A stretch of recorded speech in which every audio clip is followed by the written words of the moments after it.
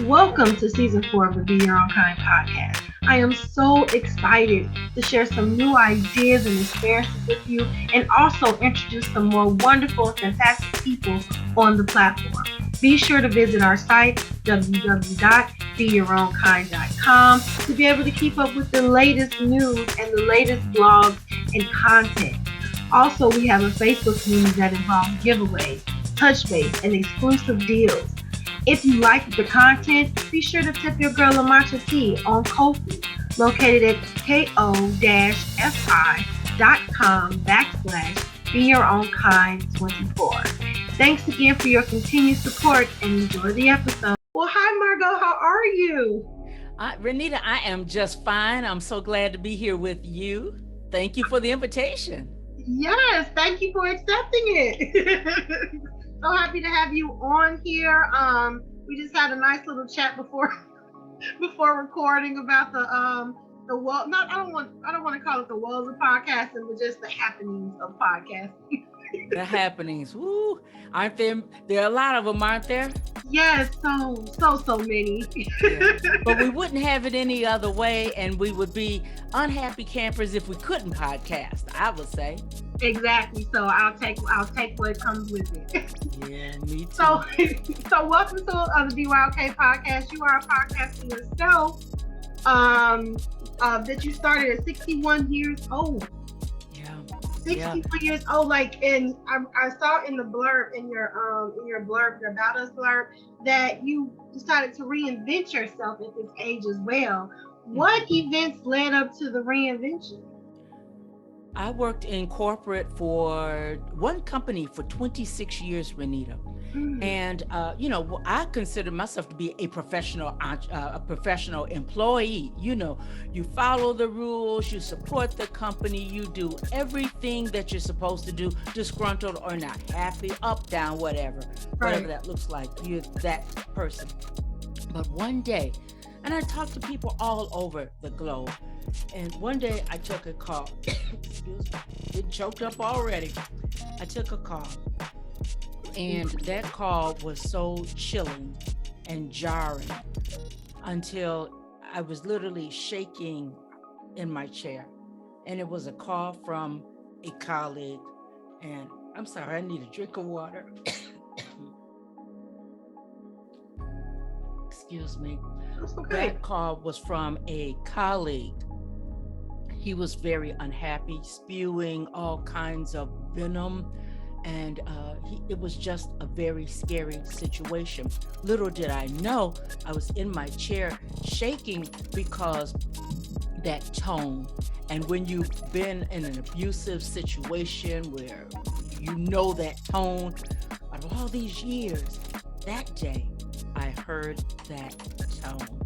And I couldn't shake it, Renita. I could not shake it for anything.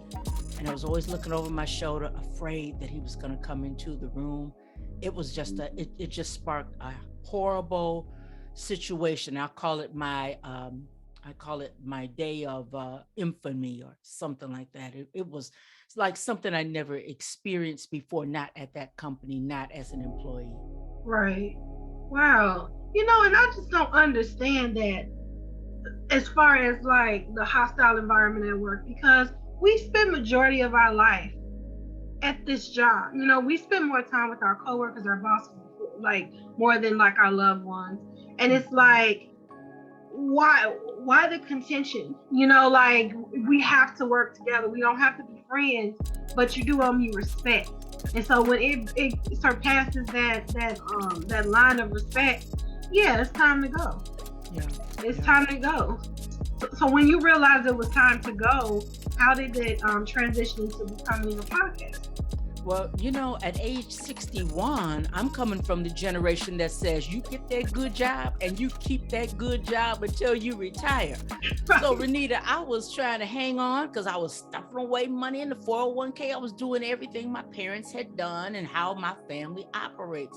Right. So I was trying to hold on until age 65, but this happened in August, and by December, I looked around and Renita, it was so bad. I had to seek help from a therapist. I was in bed, girl.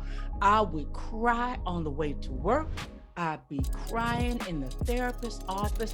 How come I can't get past what happened to me, you know? Right. And she brought it to light about something that happened to me when I was 19 years old and I never dealt with it. You know, you just push it down and you just push it down. And that day, I call it, this is why I call it my fateful day. That fateful day, it was time for me to look at that and I couldn't put it down. So that, like I said, that happened in the end of August, and by December, I looked around one day. I was mad. My blood pressure was all jacked up. I'm still working with the therapist. She said, "You need to. It's you or that job. Which one is it going to be?" That day, Renita, I chose me, and I didn't retire. I quit. Got my, corporate teaches you to get your paperwork and stuff like that. I got stuff that I thought I need, like the manual and all of that good stuff, you know. And I walked. I just walked. It was too much. It was too Uh-huh. much. Yeah. I'm so happy you walked out of there. I am so happy because life is too short. Oh my God. See, your generation knows that, but at that time, I didn't want to realize that. And that caused me to realize, do what you need to do.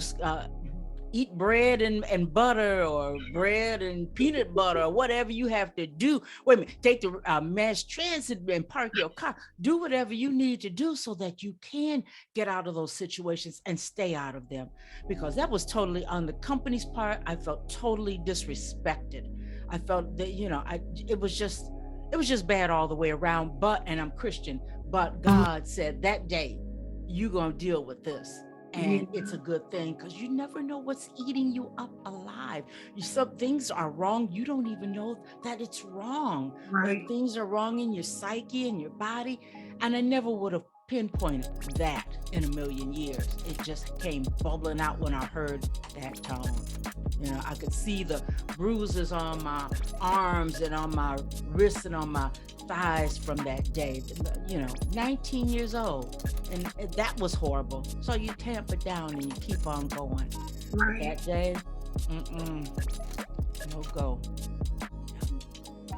Well, I'm not happy that happened, but in a way I am, because it brought you to your purpose. And so we say, yes, God, take us through things that we're wondering when we're in the midst of it, like, Lord, what is this? But then in the end, it's like, okay, you had me do all of this to get to this point, to get to your purpose. And so in a way, it's a testimony to someone else, especially someone that's in a job where they're not being respected, where you can say, hey, I walked off that job at 61. I didn't retire. I just quit. That good job. That good job that your family says you don't leave that job until you retire. Oh my goodness. And sometimes, Renita, I look back and I can't believe I did it, but I'm like you. I'm so glad that I did. Really, Yeah, and I can resonate with that. I worked at a job for 11 years, and they were really never nice. Never really nice. Verbal abuse, abusive. And I'm just thinking like, oh, okay, this is okay. And same story as you. I went to the therapist and realized that, I've been talked to a certain way for so long, so I didn't even notice that was even wrong.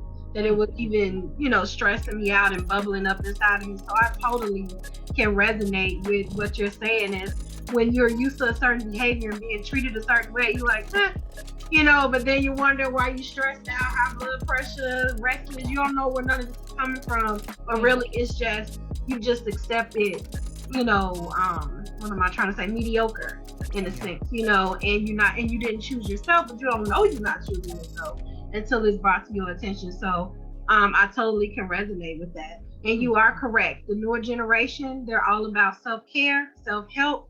They do not stay in jobs where they are disrespected. No. And that is why the Great Migration is killing these old school companies, because you're not gonna, it's more than just pay at this point. It's more than benefits. It's about respect, comfortability, mental health, physical health. People want to be respected. Yes. Yes. Oh, that great migration, moving away, that is huge. And, on my podcast, I'm still bringing that subject up, even though mainstream media is not talking about it. But let's look at all the layoffs. And they want to say that the job market is saturated with people that are moving from one job to another. People are seeking another location for themselves, and regardless of what it looks like or what mom or daddy or sister or brother thinks, I'm out of here, I'm deuces, I'm not taking this, and I hope you lay me off, or hope I'm next in line for the layoff. Right. You know Yeah, then people like, I'll just drive over. You got options like that now. I'll just work at Amazon, so Instacart. yeah, I'll do that, and I'll be in my car 24/7 before I can step back foot in this office. Yeah. Oh yeah. Yeah, yeah. So okay. So you had an epiphany. Your fateful day happened. You started your podcast. Go beyond the interview. Tell us a little bit about your podcast. Oh my goodness. Let me see, I took a year off. After I quit, I took a year off. Because I really had been podcasting off and on. That was my hobby while working corporate. Yeah, I went to Hollywood, up here in Hollywood, California, and learned I had the experience and the hands-on training and everything. But when you're working every day, it's on a while, it's off a while. And hey, that thing was up on the shelf for about a year and a half. And when I came out of that year of just, who is Margo? What's next? Working with the therapist, having my celebration ceremony on a pink piece of paper so that I could say goodbye to all those things that were holding me back. I hired someone who could help me find my voice, because I knew I wanted to get back into podcasting, but I was not the same person who was built to do a music show. That was not me. It was like, it just didn't fit. What's the name of my new podcast? So I had to take inventory of who I had become, what message do I bring to people that has value? And I knew I couldn't be popping my lips and open up my book and just reading from a manual. I had to be the authentic me because of the work that I had done on myself. So one day I went to Prince George's County and I ran up on Brother Bedford. This gentleman, he had conversations with millionaires. He was a podcaster. He was an entrepreneur. He was a speaker. And when I went to the conference, he was speaking. And I sat there mesmerized. And I said, I want to do that. That's me. That's what I look like. And I came on home and I looked at the price tag and I said, woo-wee, oh, you ain't even coming cheap. So I'm going to tell you the truth, Renita. I got a little bit cheap and backed up for a minute, just for a minute. But when it's your time and you're going to throw all bets on yourself, you'll come up off of big money. Big money ain't no money when it comes to you being able to move forward, knowing that you have a clear pathway to where you're going. So he vetted me. He done work with everybody. I vetted him, and the rest is history. In 2017, we created Her Business, Her Voice, Her Conversation, because now I can be a voice and a pathway for boomer women coming out of corporate, and now they want to reinvent, become an entrepreneur, become a podcaster. You don't have to pull a piece of information from here and a piece of information from over there. Out of the ashes came my ability to be a voice and help other women find their voice. And that's my life work. I'm rock solid right there. Really. And I love every day of it. Slow grow, as you know, podcasting is slow grow, but I love it. I won't trade it to wash cars by day and sell shampoo at night. I won't trade it for anything. Nope.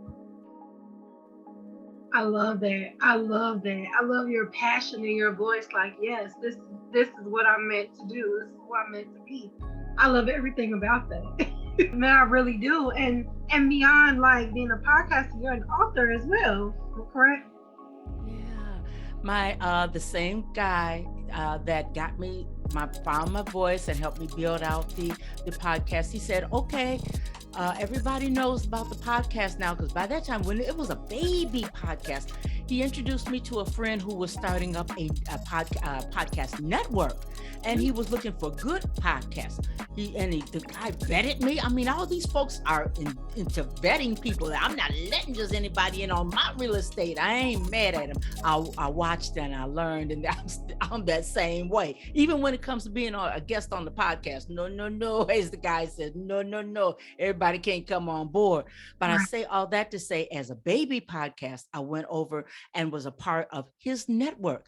And the network had very deep pockets in it. It was my proof of concept as far as what the podcast could do, who it could bring in, and the numbers. But then when COVID hit, it was, let me back it up. Before I went to the network, he said, listen, I want you to go over to this network, but to be impactful, you need to write a book. And I really wasn't ready to tell my story. I could just tell bits and pieces about reinventing and share some of the stories from some of my guests. So hurried up, self-published this book, and the rest is history. The guy over there at BYOK Bashani liked the packaging of everything, and it was like, woo, Jesus, all right. Now I have my book, and it went to Amazon bestseller the first day. Some people say Amazon ain't nothing. It was big doings for me, you know? I never did anything like that. Never, you know? And all of this, it was like between late 2017 and 18, it was like a whirlwind of doing this stuff and getting out of my comfort zone. And, you know, I'm 61. By that time, I'm 62. And it's like, okay, Jesus, I'm holding on tight, but I'm going to see this all the way through. I didn't even get caught up in ageism as society does. I went into this as this is my next. I loved podcasting. I loved terrestrial radio. But now, man, this is what I'm supposed to do. So whatever has to happen, whatever steps I need to take, I'm taking them so that I can be effective.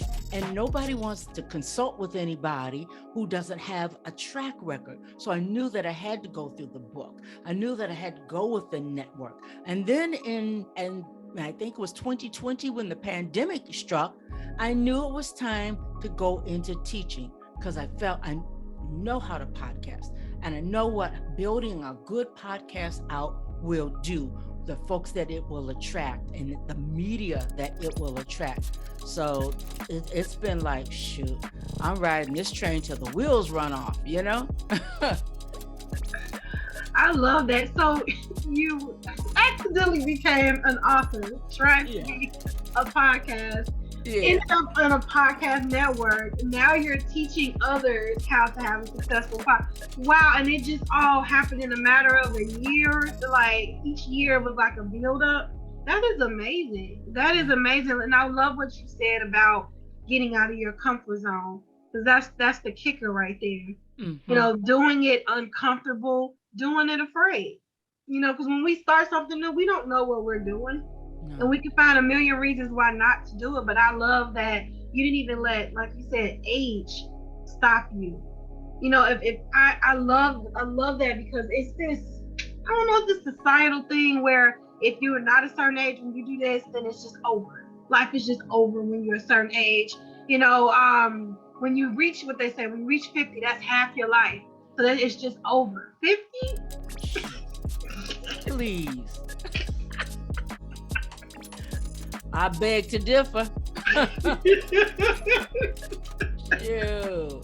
I'll just get my swerve on when I turn 60, and you know, until the fateful day happened. Hey, it was smooth sailing as far as I could tell, and I knew that I was going to return to podcasting one time in my life. I just figured I'd do it at 65 when I, was a bit more comfortable financially, and I had the mindset for it. You said something very, very interesting that I hinge on with mindset. We do things afraid, and we do things that take us out of our comfort zone, but it all comes down to a change in our mindset. I was thinking about that a couple of days ago, how you can be put in another environment, but if you don't change your mindset, it's not going to happen for you. And you're going to blame everybody else, but you the man. you didn't change your mindset. You didn't work on yourself. You didn't spend on yourself. You didn't do those things that had to happen so that your mind could shift. That's why, man, Brother Bedford, I owe him my life because he helped me get my confidence in. And confidence, therein lies my why, and therein lies the shift in the mindset. And I'm constantly shifting that mindset. So come on. You can do this. Come on, accept that invitation to be on your own kind. You're not gonna be on and on. It's gonna be all right, but you have to have those conversations with yourself because mindset will sabotage you, shut you down, Yeah, every time. I actually have no one believes me, but I have a huge fear of public speaking. Really? I'm introverted, but yet I have a podcast where I'm talking to essentially strangers, and I'm on live and I'm speaking, and I did it scared. And I still go back and say, oh, you said so many oh, you said that, but I read somewhere the more you do something, the more comfortable you are with it. So even though I still I don't think I'm as afraid anymore. I still shake a little bit, for certain things, but I get out there and I do it scared. Most things I do it scared. Yeah. Because if I wait on the fear to lead, I'll never get started. I'll never get it done. So that's my the scary it is for me, I just leave. That is a good philosophy. It really, really is. Man, just leap. Because if we wait for the fear to leave us, we'll never move. That is true. Yeah, and really fear is what? Just not sure of what's going to happen in the future. So you're creating these scenarios that could happen in the future. But once you do that thing, that fear is disintegrated because you've done it. So you can say, oh, I did this and this is what happened. Versus me playing around with all the wouldas and couldas. So that's why I just do things. I'm like, now I can be like, it was scary, but I did it now. So. Yeah. Well, I commend you because you know how many people are, as my mother used to say, they're chicken butts and they're not going to be able to do anything. They can't make a move. They can't. They're too afraid. That fear, that mind kicks in and that self-preservation kicks in, and man, they're paralyzed. Yeah, but life is not an audition. No. It's not an audition. I not to sour the mood, but I lost a cousin. Was it last year? 26 years old, and it's like life is too short. Mm-hmm. Life is too short, and it sparked something inside of I think all of us in my family. Like, I gotta do it now. I don't get a second chance at this. So whatever I need to be doing, whatever God has designed for me to do, I need to get it done. I need to live my life because I only get one of these things. It's not an audition. No. I'm 26 years old. Death is the last thing that you're thinking of. But COVID taught us that also. We really can't forget the lessons of the early days of COVID. So many people, thousands of people all around us. The whole world was shaking, and it made us stand still and take inventory. I think that's why so many people go in the great migration and going on, and because it shook folks to the core. It really did. And I hope that we never forget the fact that life is short. It is. Yeah, it definitely is. And I don't know if that's what God was trying to show everybody, but that's what I got out of it. It worked. It worked. It put a fire under a lot of people. If you're going to make that change now. If you're going to do it, do it. Do it or shut up. Can I tell you a quick story? Yes, go ahead. When I first thought about, this just came to my mind, when I first thought about moving from terrestrial radio to podcasting, I was looking at Live 365. And I was still working full time, and I just thought, I want to do it. And I'd be over there every day looking and listening. And girl, I know them folks that in their customer service arena were sick of me asking 50 billion questions and not signing up. I'm asking questions and I'm looking, I'm peeking. And I'm going to tell you one thing. One day, I'll never forget it. It was 4th of July weekend. I heard so very clearly, if you're not going to do it, stop talking about it. Oh my God. You know, I got that station together. It was 24-hour programming. I got that together all of that weekend. I worked feverishly on it. And until that first, the original Live 365 went under, I was on it. And from that day on, if you're not going to do it, stop talking about it. It's like, okay. Hey, but you know what? It set me up for, it took away the fear of the technology that's behind podcasting. It just added on to the chapter in my life. So it was end upon end. Yeah. Man, you are so amazing. You are so amazing. You just leap. I love that. You just leap and live life. And I love your audacity. See, I don't see that because there are a couple things I'm on the fitting to, and I'm feeling like, okay, you're gonna have to make this move. You're gonna have to go ahead and implement these new things, you know. And we have my strategy advisors always talking about, we always test. If you don't test something, how will you know? You know. That's true. So I'm going back into really, test mode. Yeah. And it's not really a failure. It's just, hey, let me test this water. Oh, okay, I learned that lesson. It's too hot, too warm. Oh, it's just right, but you don't know, like you said, unless you test it out. Yeah. So, in your book, I found it interesting that you mentioned you were once a game show hopper. I just saw the title, but I do want to read your book. But you were once a game show hopper, and I just want to know, before we talk more about the book, what game shows have you been on? Oh my goodness. Yeah, that was that year that I took off. Because I live here in Southern California, I was on The Price is Right, Jeopardy. I sat in the audience on Jeopardy a couple of times. I was able to get tickets. Sat in the audience of Jeopardy. What was that other one? The Talk. Oh yeah. And I really liked that. I did The Talk, sat in the audience 3 times. And then after a while, it was America Says, where we actually, myself and 3 other women, friends of mine, we actually got on stage and we were able to play the game, you know, which was really exciting. And that we were on that twice. And that second time we got down to win the big money, but we didn't win the big money, but it was fun, you know? So, just those shows. I'm still working on myself and still trying to listen for what's next for me, you know? Mm-hmm. That sounds like so much fun. Price is Right has always been the show that I want to do. A lot of excitement. It's a really small set though. I was surprised the set was a lot smaller than what it looks like on TV. Yeah. Oh man, it's not like a huge audience. The audience was huge, but the set itself was not huge. I thought it was just huge. None of those sets were just huge. The Talk was a nice size. It was a nice size studio, but the others just kind of small. Yeah, compact. But boy, they run that stuff like clockwork, you know? Yeah. TV, never what it seems.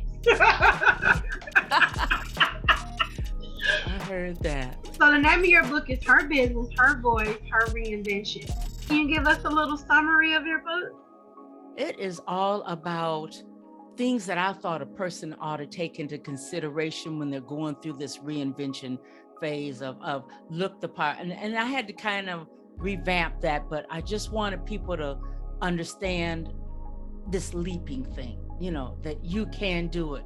So, and I'm looking at a cover of it now. I wish I had known we were going over it, but it was, it was all about how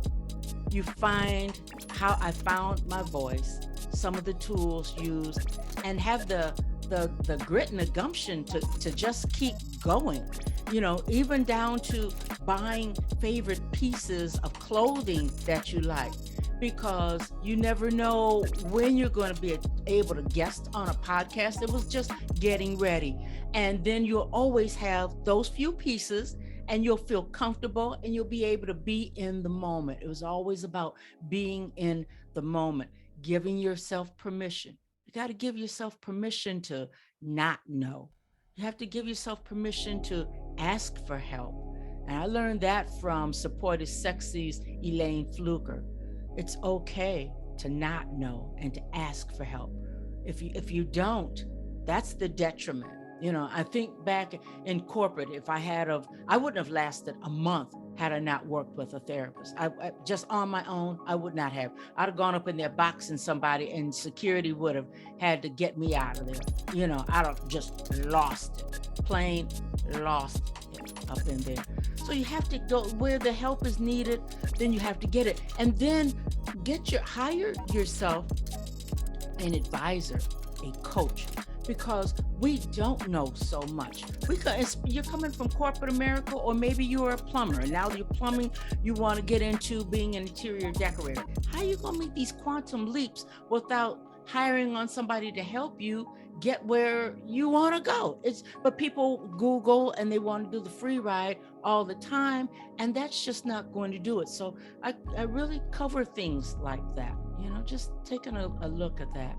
And I really think I'm feeling the urge to do part 2 on that, because I've learned so much. That was written in 2018. Now it's 2022, and I've really learned a lot.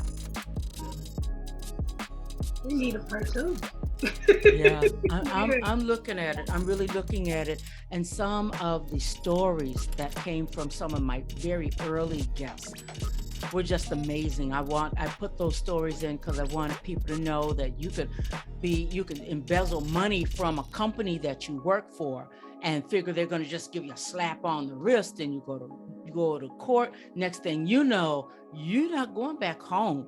They are going to prosecute you. You are going straight to jail, and from jail, you get a sentence. This is what happened to one of the women in my book.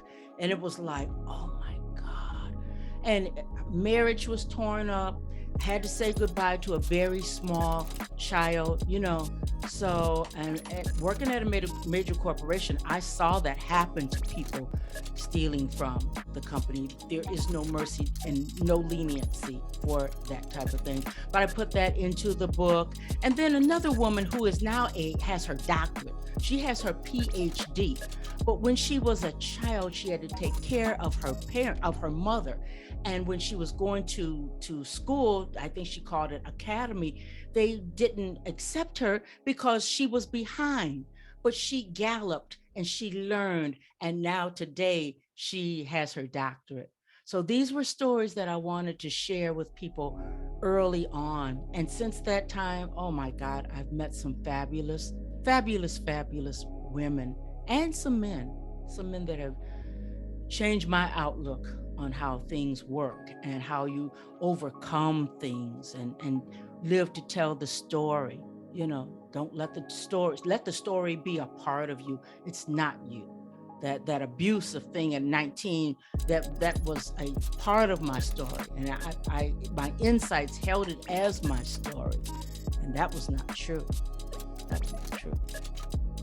I love that. And once again, these testimonies help someone today.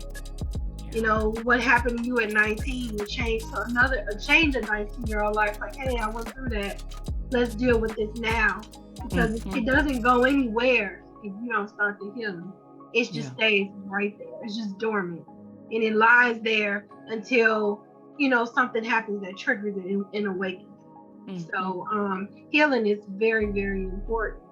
I do want to piggyback on something that you said as being okay with not knowing.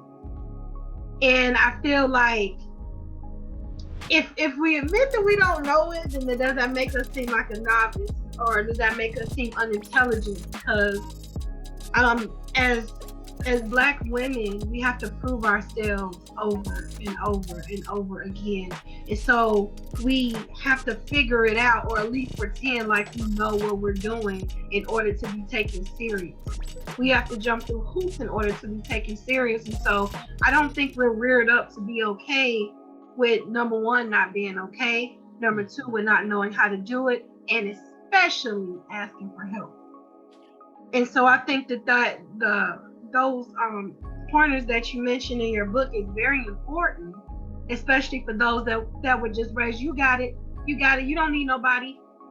You don't need nobody. Or if you got God, you don't need anybody else. And that contradicts the Bible, because the Bible talks about community. Yes. Jesus himself walked around with 12 people. So, like, we all need people. We're not just here to be an island. And I love the fact that you pinpointed that in your book. Well,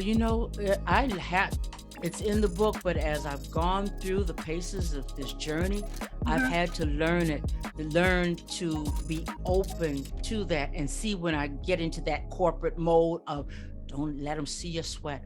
Don't let them act like you don't know what you don't know. Get on the phone and whisper and see if somebody can advise you. But you know what? The times have changed, and we admire those that say, raise their hand and say, I'm good at this, I'm excellent at this, but I suck at that. Can you help me? Can we barter? You do this, I do that, so that we have one whole piece. And I see that changing.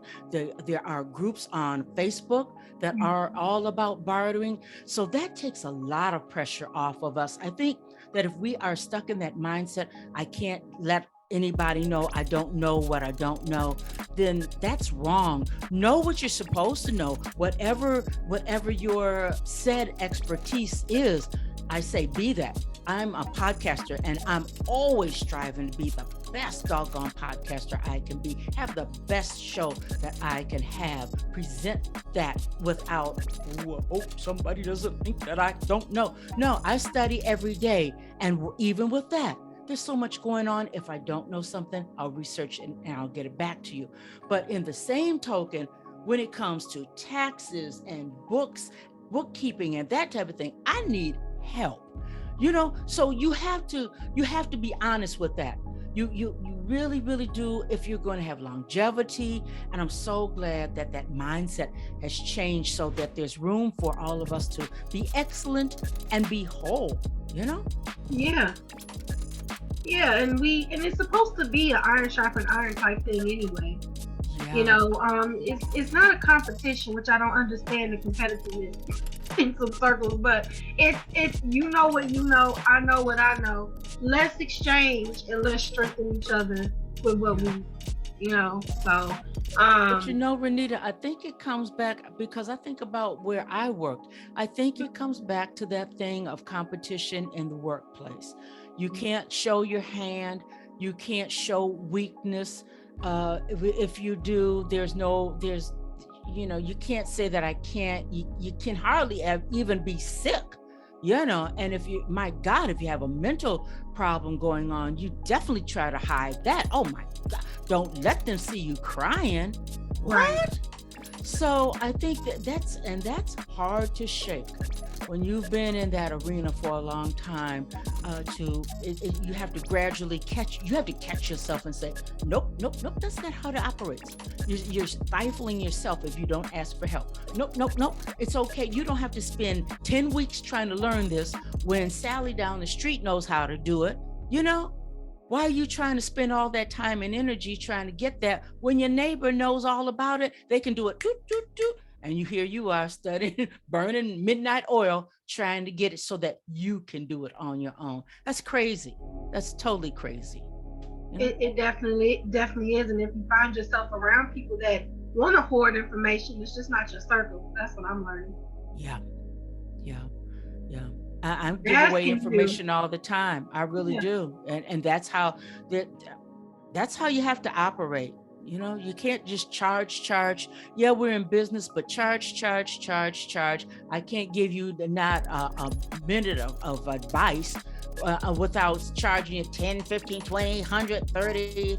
How about $30,000, and then I can go ahead and help you, And that's not to say people are not worth that. I have paid that kind of money for information. I really have.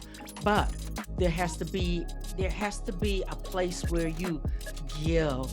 You have to give. It's not going to kill you to help somebody get on the right road. To give somebody a smile, to give somebody, you got this, you can do this. I see you sometimes on Facebook or on LinkedIn, just chime in. I see you, keep going. People want to be heard. People want to be seen. You might catch somebody on a bad day. That's all that they need. You might say, hey, have you thought about doing a podcast and add that onto your newsletter for credibility's sake? I like that article. You want to expound upon that and have an audible podcast? I can help you out with that if you want. It's going to cost you. Come on. Nice. We got to do those kinds of things, because when people are kind to me, man, I never forget it.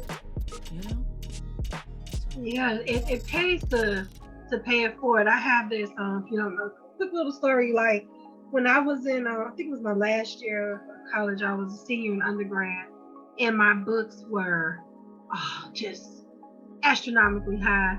And so I called a friend, and I was just in tears.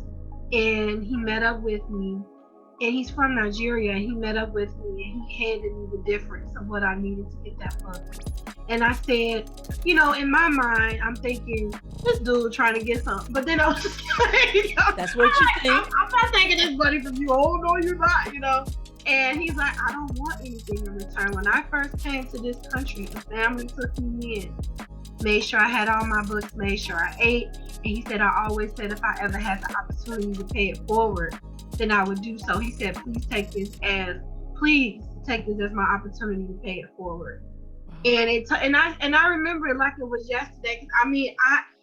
I was just like, I just didn't have it. I was so defeated, and the fact that he did that, I'll never forget that. And so when I see people that in school or in situations, I always remember, you never forget when people do stuff for you where you get so haughty where you can't give it back and pay somebody else for it. So I always keep little instances like that in my mind. Like there was a time that someone just was kind and wanted nothing in return. That's it. So I make sure that it's not always a price for what I do for people. They want your success. You're investing in their success. Exactly. It's not always about cost. It's not. Yeah. So that's a wonderful point that you. Yeah. This is a great conversation. So, how can people find your podcast? How can they contact you if they want to get in contact with you? Well, I keep it simple. Everybody can go to gobeyondtheinterview.com. The academy is there. What I'm doing with Go Beyond the Interview is there. The podcast is there. Podcast Posse, which is my new venture. It is podcasters community, keeping it small, intimate, and those things that we have to do as podcasters. I've learned how to streamline that information and call it a tool so that we can all be successful that way. So everything is right there up under gobeyondtheinterview.com. And if this resonates with somebody, then the contact form is right there. And just maybe you just want to talk and chop it up and find out how maybe I can help you with something. Reinvent yourself, or take a look at your podcast, or maybe you just, maybe you just want to deep dive look at, Margo, how did you really walk away from that job, that good job? Some people, they really want to, but how do you do that? What can I cultivate right now so that I don't just walk away, but I do walk into my next? How do I prepare for that? A lot of people need to do that, because have you seen how many people are getting laid off these days? It's like, you better have that ace in the hole up and ready, not fitting to. You better have it up and ready, because people want to do business with people that are established. That's the bottom line. Right. And if you are just starting something, then you have that uphill climb. But if you've been doing something, you start something, keep doing it. I don't care. Nobody has to know you're doing it on the weekend. You're showing up, though. They don't have a timestamp. So I'm telling people, you better read the sign. You have a job today. You do not know that you have a job tomorrow. So you better go ahead and get started launching that business, get that side hustle, copywriting, podcasting, whatever. Make your footprint right now, because as tomorrow's not not a promise to anyone. That job is not a promise to anyone, technically speaking. You know, it really isn't. They don't owe that to us. And let something happen, they're going to let you know that they don't owe that to you. You know, that's the No, harsh reality. it definitely is. I remember a coworker passed away. That was kind of eye opening. I know this was an eye opening moment for me because she passed away, and then a week later, someone was at that desk. Oh yeah. And it made me realize, oh my God, how replaceable I am. Yeah. Yeah. And That's scary. she died from stress because she was constantly there, overtime. I mean, she lived at work. And when she passed away, when her desk got filled, the very next week somebody else was sitting in our desk. I'm like, oh, light bulb, I'm replaceable. Now my family's without me, but this job is moving forward. They already have somebody in the wings ready to take it on. They'll move them from one department to another. They're gonna fill that gap. Right. So once again, we only get one life. So here at BYOK, we have a signature question, and that is, if you could describe yourself in one word, what would it be and why? Passionate. Passionate. That's where I get my energy from. Anything else is boring and mundane. But if I can't operate out of my passion, generate my why from that passion, you know, that's kind of like lifeblood, right? At least right now, these days. And it's been that way since 2017. Straight passion, you know. I love it. I mean, why do it if you're not passionate?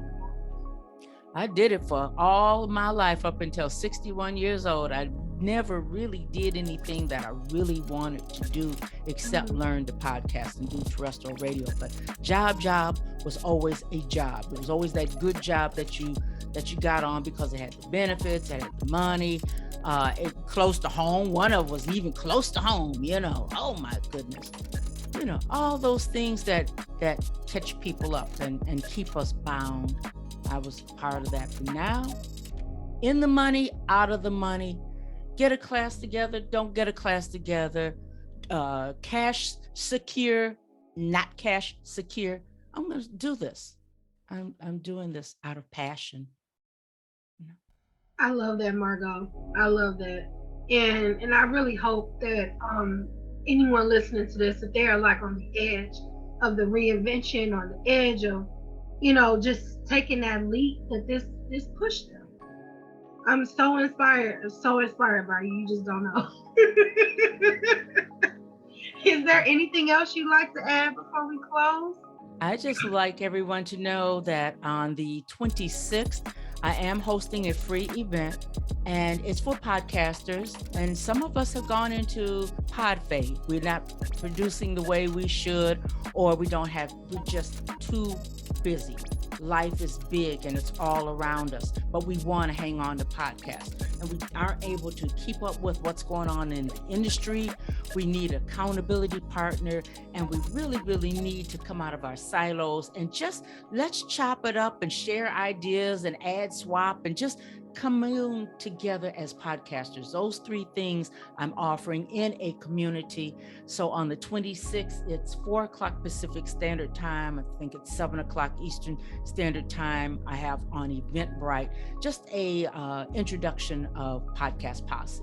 And it's free. To come on and hear about this tool called Podcast Posse that's going to streamline these 4 things that we have to do as podcasters. I just want people to know that come on over, let me explain it to you, and I'm looking to grandfather people into this community. That's it.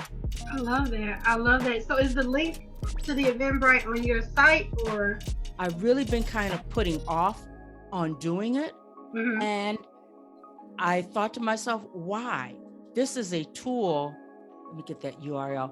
Why am I taking on that stance when people need this? If it helped me, then let's make sure that it's here to help somebody else. Right. How do you know that people don't want it if you don't put it out there? Right.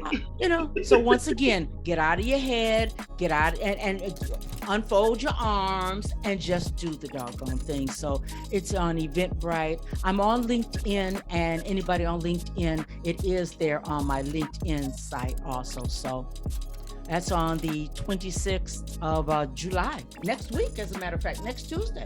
Yeah, it's fairly soon. Yeah, it's coming up soon.